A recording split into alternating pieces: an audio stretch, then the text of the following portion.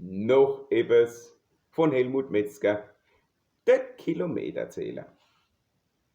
Ein Mensch, der wo viel wandert als in unserer liebe schöne Palz, kriegt zum Geburtstag gut gelenkt einen Kilometerzähler geschenkt. Den nimmt er an seinem Gürtel mit, dort registriert er jeden Schritt und zeigt am Schluss ganz real exakt die Kilometerzahl. Der Wandersmann voll Findigkeit marschiert am 3. Oktober heit auf Neustadt nieder in seinem Schweiß. Boah, weil dort ist Weihfest, wie er weiß. Der Mensch, der hat's noch ein paar Stunden geschafft. Er setzt sich in der Hall und pafft.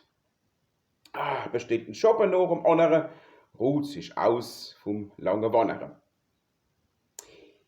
Das Kilometerzählgerät, das steht, verflixt und zugenäht.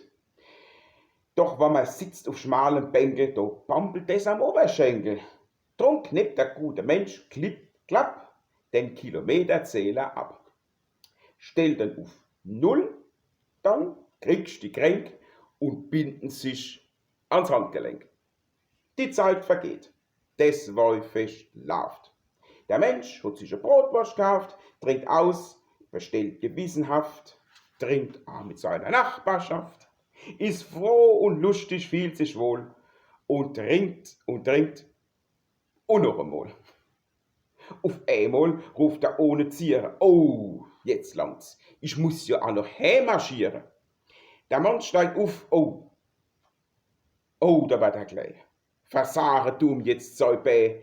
Er, gut zu Fuß, schunst ohne Faxe, ist nimmer sicher auf der Haxe.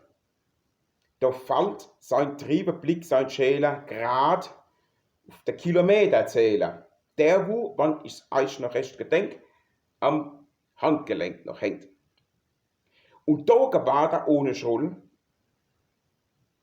Die Zeiger stehen nimmer grad auf 0. Ah ne, jetzt steht er, das sieht denn jeder, auf beinahe 2 Kilometer.